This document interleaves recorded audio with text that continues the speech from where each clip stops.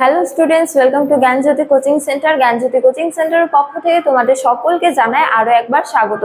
তো স্টুডেন্টস, আজকে আমি যে বিষয় নিয়ে পুনরায় তোমাদের সামনে চলে এসেছি সেটি তোমাদের ফার্স্ট সেমিস্টার মেজর হিস্ট্রি অন্তর্গত একটি টপিক। তো আলোচনা শুরু করার পূর্বে তোমাদের একটা ছোট্ট ইনফরমেশন দিয়ে রাখি।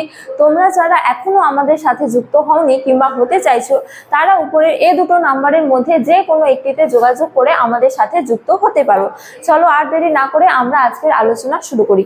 তো আজকের আলোচনার বিষয় হলো প্রাচীন প্রস্তর যুগের হাতিয়ার সমূহ নিয়ে, বা বলা যায় যে প্যালিওলিথিক এজের টুলস সম্পর্কে।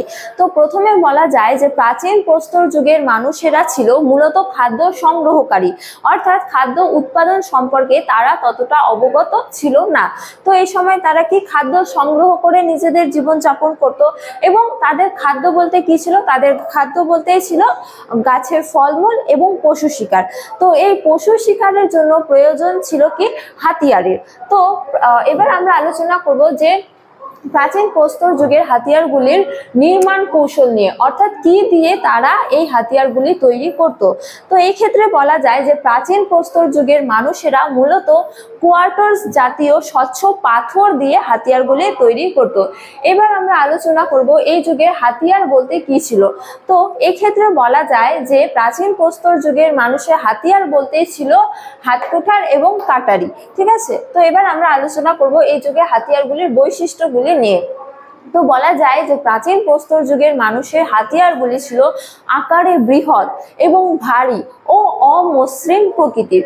তো এবার আমরা আলোচনা করব প্রত্নকেন্দ্র, অর্থাৎ কোন কোন অঞ্চলে এই যুগের হাতিয়ারগুলির নিদর্শন আবিষ্কৃত হয়েছে। তো বলা যায় যে ভারতের প্রায় সকল স্থানেই কম বেশি এই যুগে হাতিয়ারগুলির নিদর্শন আবিষ্কৃত হয়েছে, কিন্তু দক্ষিণ ভারতের মাদ্রাজ অঞ্চলে এই যুগের অধিকাংশ হাতিয়ার আবিষ্কৃত হয়েছে, যার মধ্যে অন্যতম হলো হাতকুঠার। এছাড়াও পাঞ্জাবের রাতওয়ালপিন্ডির নিকট সোয়ান নদের উপত্যকা থেকেও এই যুগের হাতিয়ারগুলির নিদর্শন পাওয়া গেছে, এবং তার পাশাপাশি মহীশূর, গুজরাট, কর্ণাটক, রাজপুতনা প্রভৃতি অঞ্চল থেকে এই যুগে হাতিয়ারগুলির নিদর্শন আবিষ্কৃত হয়েছে। তো স্টুডেন্টস, এই ছিল আজকে আমার আলোচনার বিষয়। তোমাদের ভালো লাগলে অবশ্যই ভিডিওটি লাইক করে বন্ধুদের সঙ্গে শেয়ার করো, এবং আমাকে অবশ্যই কমেন্ট করে জানিয়ে তোমাদের ভিডিওটি কেমন লেগেছে।